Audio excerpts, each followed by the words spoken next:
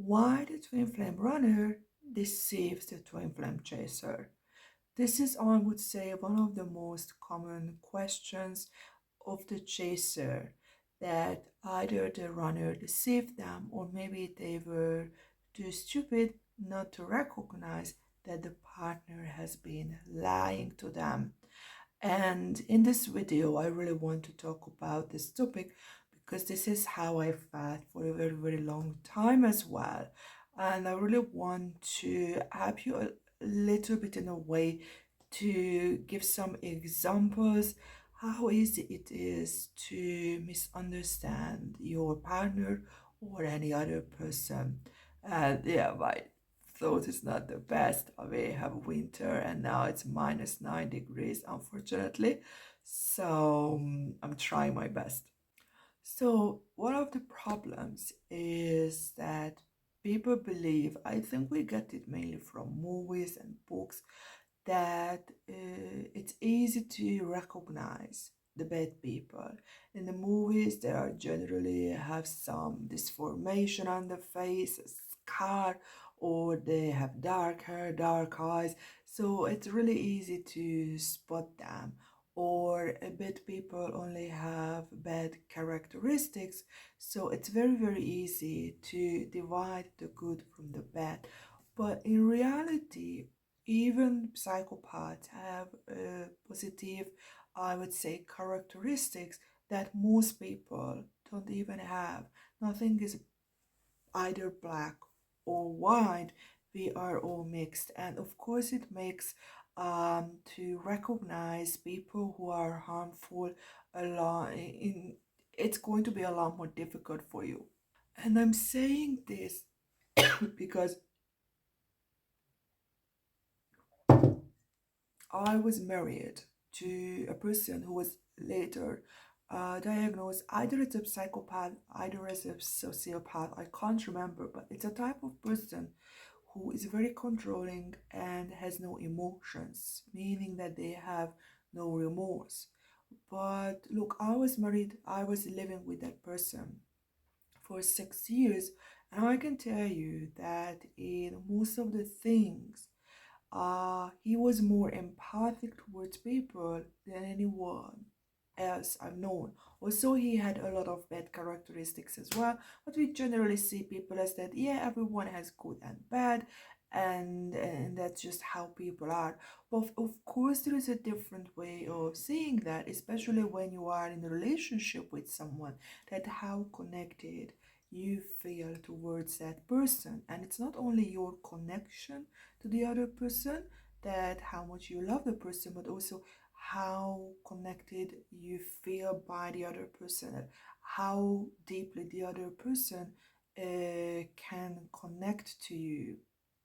And what I mean by that, do you feel controlled? Do you feel accepted? Or do you feel just neglected?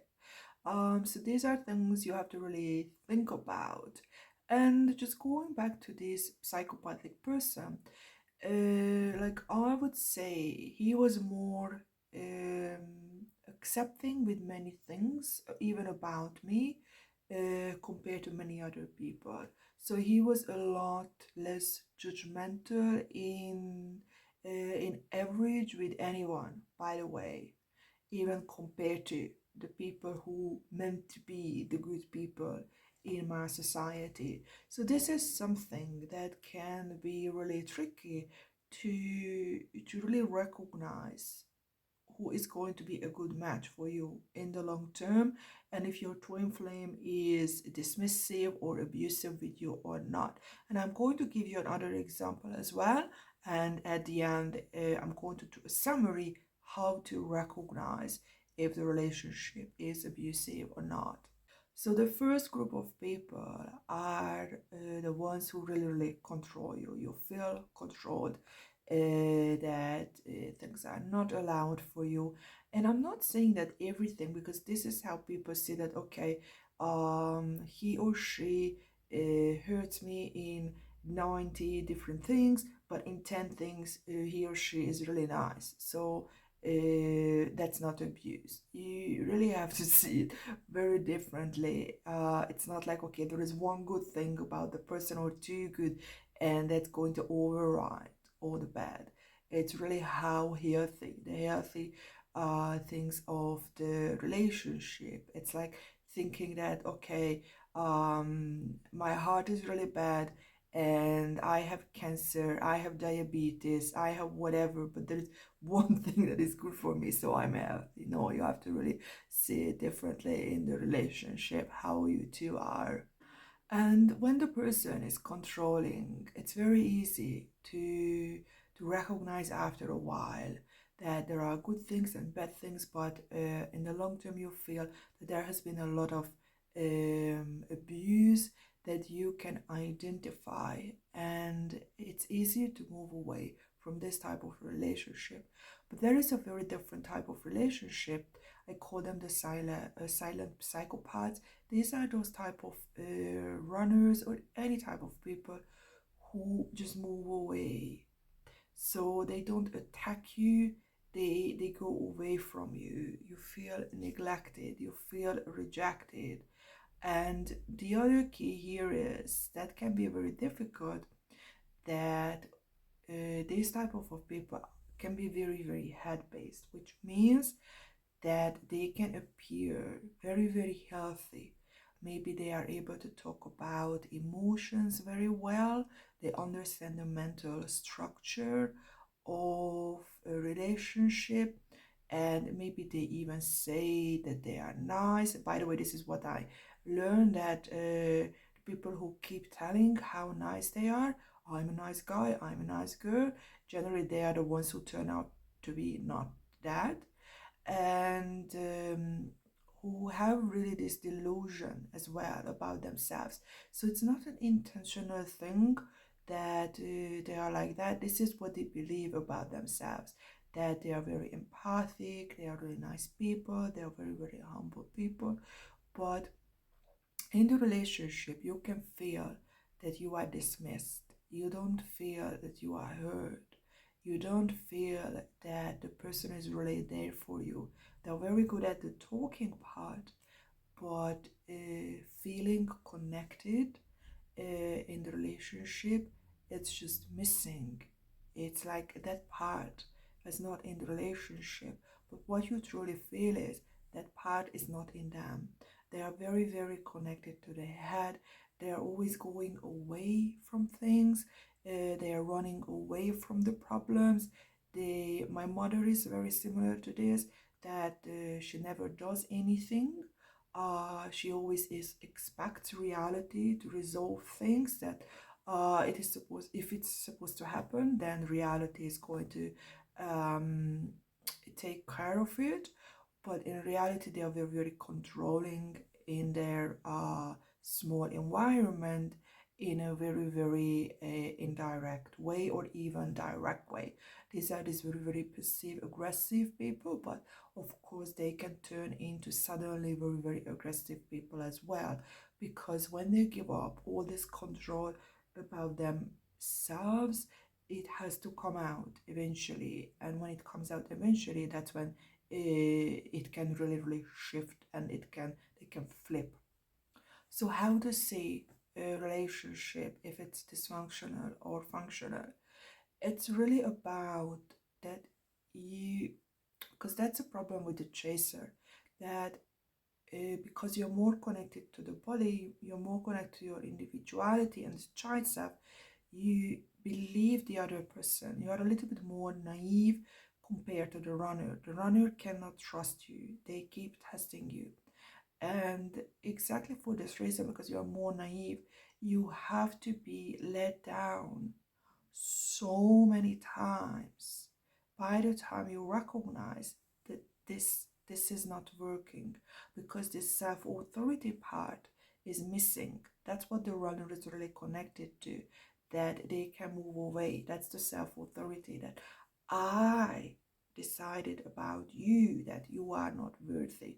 But the chaser doesn't really have that.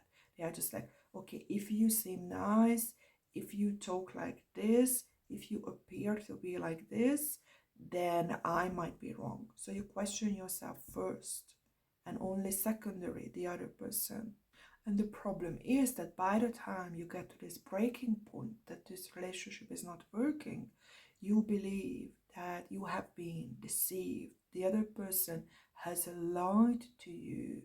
But in reality, it's that person lied to himself or to herself. And also, the problem is that you have that part, because the part is underdeveloped. You couldn't even recognize that the person was unhealed, that the person was disconnected from this deeper part. And when they are disconnected from this individual deeper part, they are unable to connect to you on a deeper level either. That is the problem. They are very good at talking, they are very good at mentalizing. Maybe they are able to talk about different emotions or how relationships would work or should work.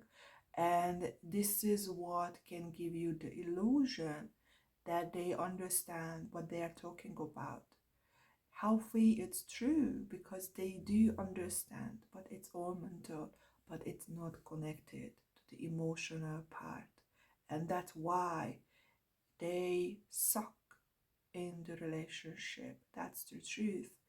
And that's why you feel misled, that they have all this knowledge, they understand everything, but yet on the individual level they don't do what they preach about. They don't do what they are aware of, what they know.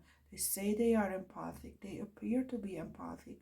They understand empathy, but you don't feel that person to be that way. You feel that you are neglected. You feel that the person is like a missing puzzle piece, or you can't really understand what's happening. And this is where you can do your reality check, your health check. That if you are able to communicate with the person, you are able to talk it through with the person in a way that you feel heard on the individual level, that's when you can say that, okay, maybe you were wrong. But many times you will see that these people can talk about these things on the surface. What would fit most? What would match most? But they are unable to connect to your individuality because they are disconnected from their own individuality, and they only can give you guidelines or tips and tricks on how to become this avoidant, repressive person. And this is what they expect from you as well, because this is the way they operate in the world, that they repress this internal part and they don't understand. If they do that, why don't you do the exact same thing? So basically, because you are so different, you can't understand each other. And you have to understand that you can never change the other person. You can always express how you feel, what you are missing. I always say this because communication is key in the relationship. But after a while, you have to recognize that you have tried enough and it's time to move away. This is your self authority, that you have tested this relationship. This relationship is not working. You have to work on yourself because you found a person to be attractive, or you found this person soothing, but now you feel this disappointment. It means that you couldn't recognize these unhealthy patterns in another person. So it's a great opportunity to learn from that. So next time you are going to be more vigilant about it, that you see the person as a whole, not just what he says or she says, or how she dresses, how she appears, but also how you feel about this relationship, how you feel. Are you really understood? Are you really accepted? And if that is missing for a long time, because of course you can be wrong sometimes, but if it's ongoing and if it keeps repeating, you have to recognize that this relationship is not healthy for you, that other person is not healthy. So it's time to move away. This is how you give self-love to yourself. And a part of self-love, that you accept that you were wrong about this person, because of course you cannot know everything. You can't know all the rules and all the tricks. In reality, you are on a learning curve, and during every single disappointment you will always learn something new. So next time you will know it better, and eventually you will meet someone who is healthy. But you can only recognize another healthy person when you get to your healthy, healed version as well. So this is something that you can really work on. See you in my next video.